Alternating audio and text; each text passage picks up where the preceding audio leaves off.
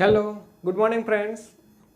In today's lecture we will discuss about chapter 7 alternating current. In that we have already discussed some basic concept like resistor, inductor and capacitor. So आज का lecture हम पहले start करते हैं उससे पहले आपको यदि ये वीडियो पसंद आए तो प्लीज़ लाइक एंड सब्सक्राइब करना मत भूलना। देखो अभी चलते हैं थियरी की ओर। हमने थोड़ी बात की थी एलसीआर सर्किट के बारे में। ये जो चैप्टर है वो है alternating current means AC current. AC current का मीनिंग क्या है? एसी मींस ऑल्टरनेटिंग, उसका मीनिंग है विथ रिस्पेक्ट टू टाइम उसमें फ्लक्चुएशन आता है। मींस मैक्सिमम होता है, जीरो होता है और अगेन नेगेटिव में मैक्सिमम हो जाता है। मीन्स जो भी वोल्टेज होता है वो कांस्टेंट नहीं होता है। So main difference between AC and DC current is, जैसे ऑल्टरनेटिंग करंट जो होता है वो ऐसे मैक्सिमम जीरो ऐसे कॉन्स्टेंटली फ्लो होता रहता है। ये जो करंट है उसको बोलेंगे एसी करंट बोलेंगे। वेयर एज डीसी करंट जो होता है वो डीसी करंट जैसे जो भी वैल्यू होती है वो कांस्टेंट वैल्यू रहेगी।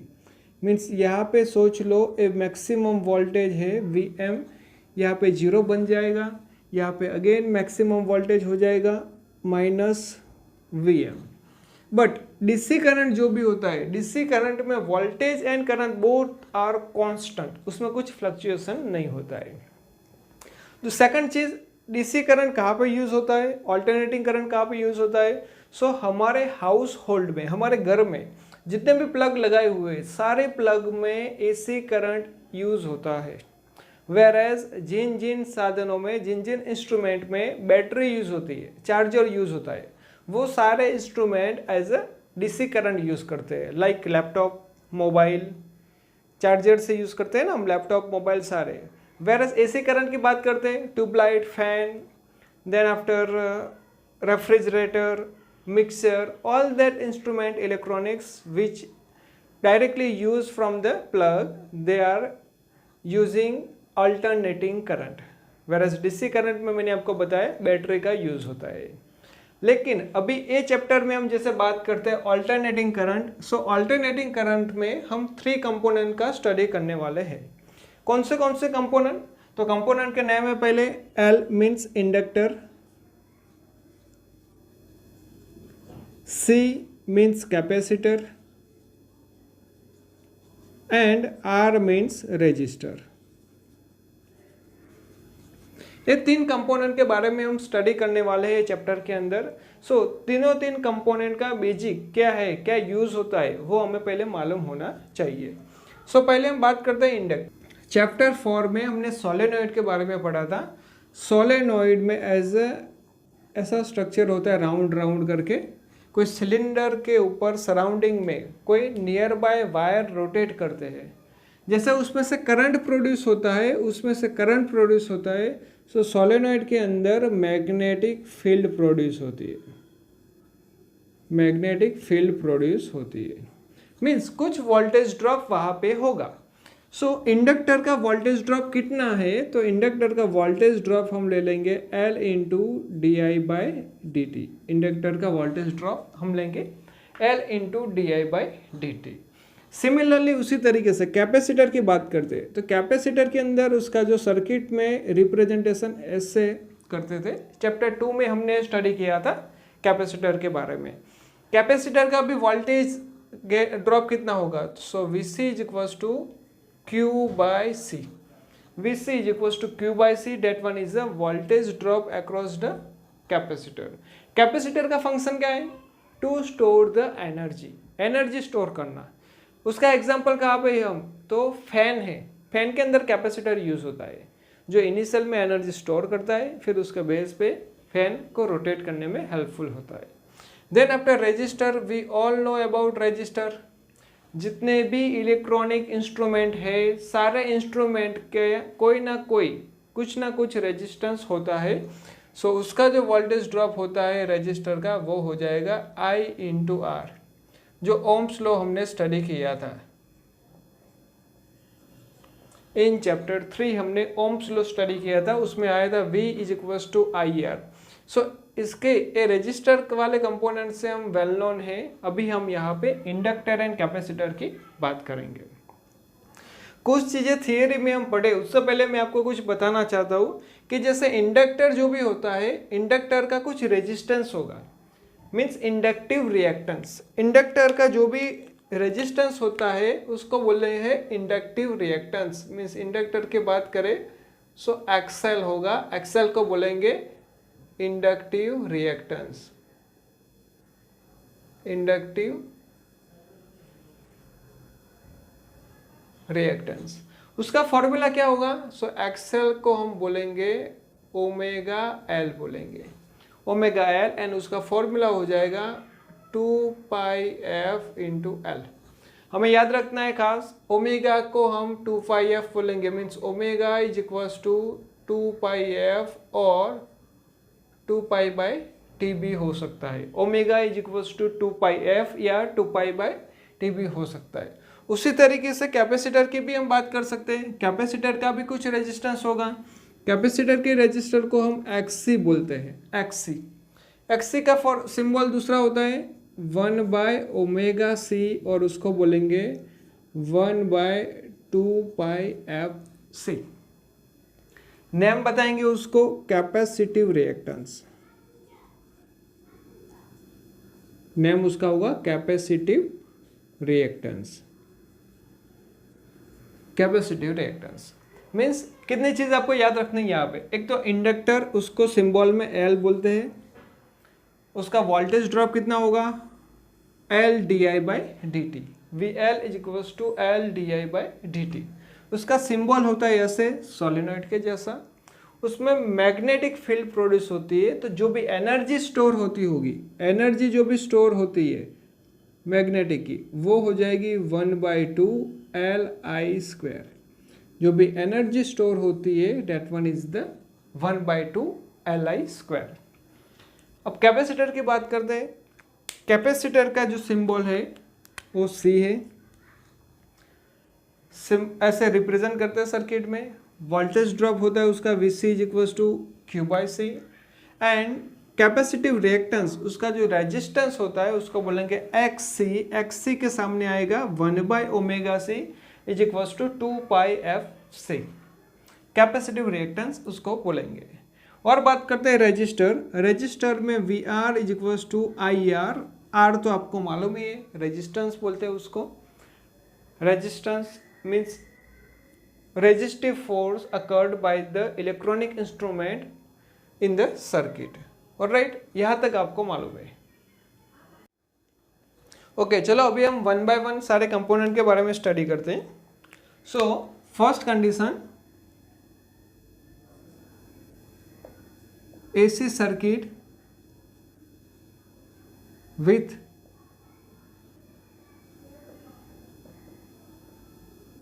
Register, AC circuit with register. So AC circuit जो भी होता है उसमें करंट कितना होगा। सो करंट की वैल्यू हमें फाइंड आउट करनी है, मींस फॉर्मूला फाइंड आउट करना है।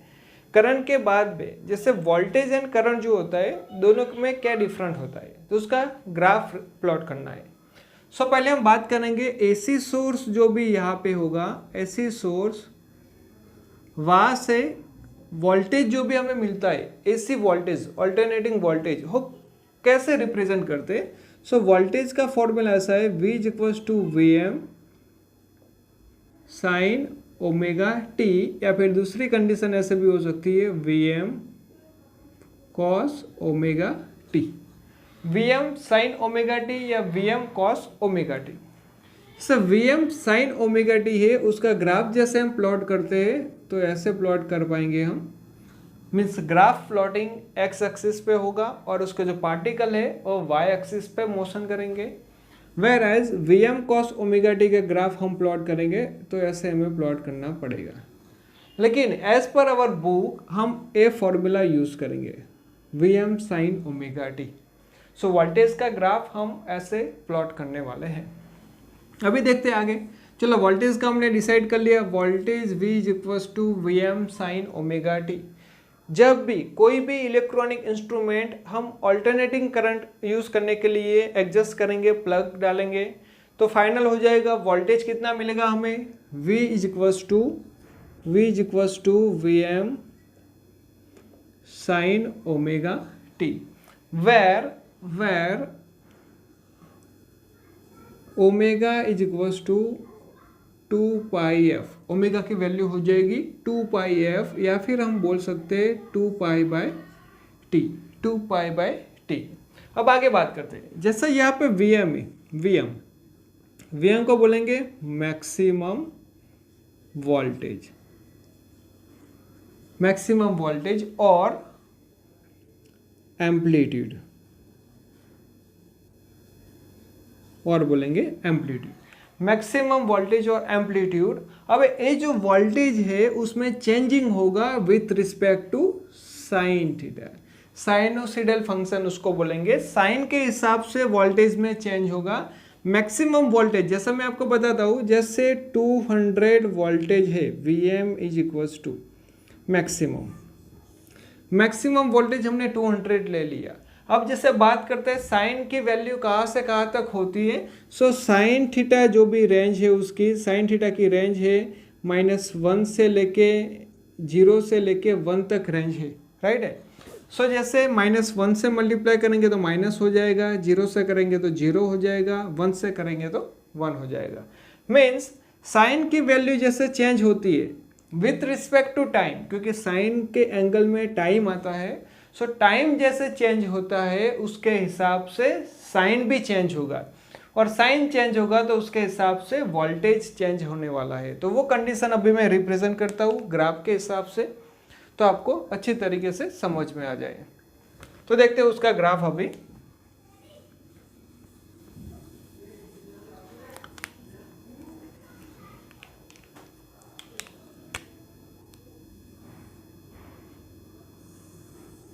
देखो जैसे वोल्टेज का ग्राफ हम बना रहे हैं, यहाँ से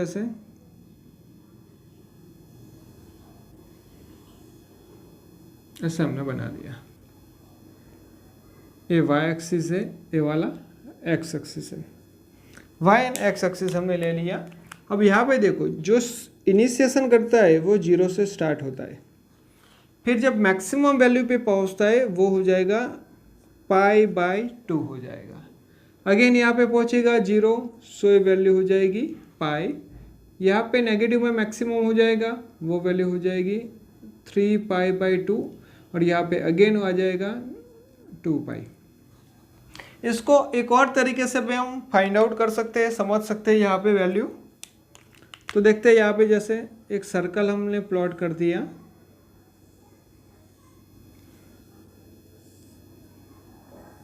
ओके। जैसे यहाँ से स्टार्ट किया हमने, सो यहाँ से स्टार्ट होगा, जैसे यहाँ पे मैक्सिमम वैल्यू पे पहुँच गया यहाँ तक, सो यहाँ से भी ये वैल्यू कहाँ पे पहुँच जाएगा, यहाँ पे पहुँच जाएगा। सो एंगल कितना हो जाएगा π/2, तो ये π/2 पे पहुँच गया। अगेन फिर ये यहाँ से लेके यहाँ तक पहुँचेगा, सो यहाँ से लेके वापस से यहाँ पे पहुँच जाएगा। सो ये पाई है, यहाँ पे भी ये कंडीशन कितना हो जाएगा, पाई हो जाएगा। फिर यहाँ से नेगेटिव में मैक्सिमम 3π/2 आ जाएगा, तो ये पॉसिबिलिटी भी कितनी हो जाएगी, 3π/2। अगेन यहाँ से यहाँ पे आएगा, सो 2π बन जाएगा, यहाँ पे भी 2π। सब ए वैल्यू के हिसाब से हम देखते हैं साइन π/2, साइन पाई, वोल्टेज में क्या चेंजिंग आता है वो हम देखते हैं अभी। जैसे वोल्टेज का फॉर्मूला मैंने बता दिया है, सोच लेते हैं कि Vm इज इक्वल्स टू 200 है, ऐसा हमने सोच लिया। स्टार्ट करते हैं 0 एंगल में 0 आ जाएगा, तो साइन 0 की वैल्यू 0 होगी, तो पूरा वोल्टेज 0 हो जाएगा, ए वैल्यू मिल गई। अभी वोल्टेज दूसरा देखते हैं, Vm मीन्स 200, Vm मीन्स हमने 200 सपोज किया है, 200 हमने सपोज किया है, साइन π/2 लेते हैं, π/2, तो साइन π/2 की वैल्यू कितनी होती है, साइन π/2 की वैल्यू 1 हो जाएगी। So V is equals to 200 voltage, so maximum की जितना ही हमें मिल गया है। अब बात करते हैं यहाँ पे पाई की value, V is equals to 200 sine pi की वैल्यू कितनी हो जाएगी, साइन पाई मीन्स साइन 180 पे 0 हो जाएगा, तो टोटल वोल्टेज 0, तो अगेन यहाँ पे 0 आ गया। सो इस तरीके से विथ रिस्पेक्ट टू टाइम जैसे साइन की वैल्यू चेंज होती है, जैसे एंगल चेंज होता है, उसके हिसाब से वोल्टेज में वेरिएशन आएगा, तो उसको हम ऑल्टरनेटिंग करंट बोलते हैं। सिमिलरली जो भी करंट प्रोड्यूस होता है यहाँ पे, वो करंट में भी साइन के हिसाब से चेंजिंग होता है, लेकिन वोल्टेज के जैसा ही होता है या उसके आगे पीछे होता है, वो हम आगे देखेंगे। अभी रजिस्टर के बारे में बात करते हैं।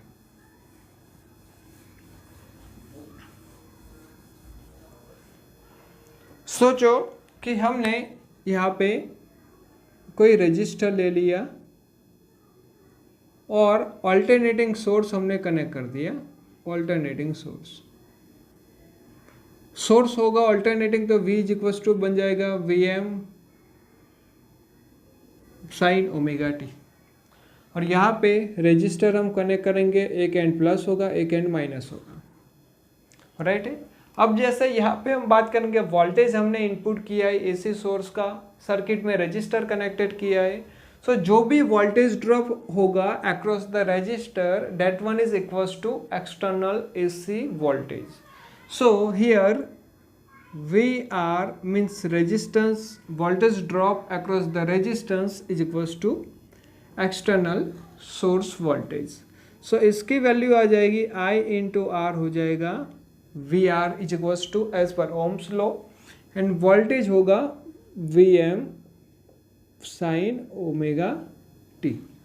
अब यहाँ पे R को सामने भेज देते हैं, so I is equals to Vm divided by R into sin omega t. Let Vm by R is equals to Im हमने सपोज कर दिया मैक्सिमम करंट,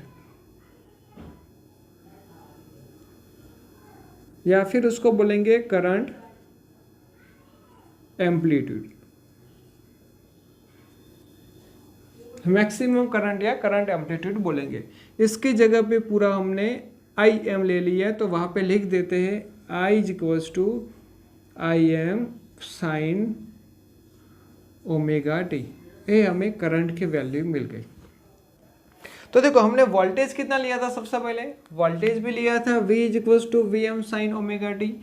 वोल्टेज था हमारा V is equals to Vm sine omega t, and current भी हमें मिल गया Im sine omega t.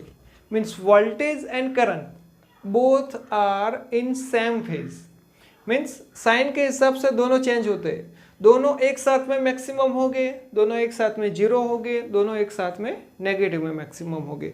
Means voltage and current are in same phase,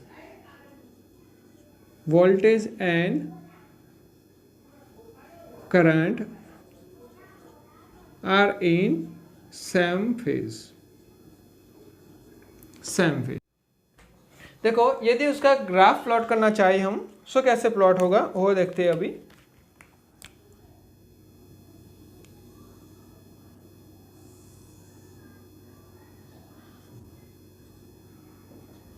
यहाँ पे हमने ले लिया ओमेगा टी।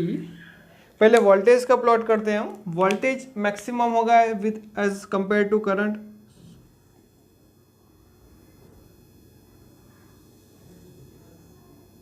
जैसे सोच लो एक ग्राफ है V is equal to Vm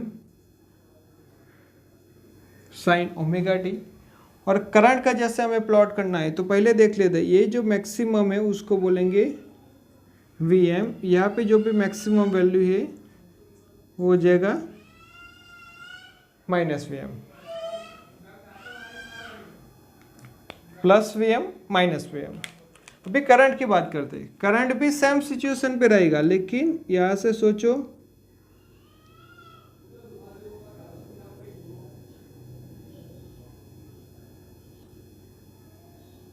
ऐसे रह जाएगा। सो यहाँ पे करंट भी मैक्सिमम हो गया, उसको बोलेंगे Im प्लस, यहाँ पे भी करंट मैक्सिमम हो गया, माइनस Im बन जाएगा, plus Im and minus Im। ये जो ग्राफ है वो रिप्रेजेंट करता है I is equals to Im sine omega T. So एक ग्राफ बन गया वोल्टेज एंड करंट का when AC circuit having only resistor is there. ऐसे सर्किट में ओनली रजिस्टर होता है। सो पहले हमने फाइंड आउट किया कि करंट कितना फाइंड मिला हमें, फिर उसके बेसिस पे दोनों का ग्राफ प्लॉट किया,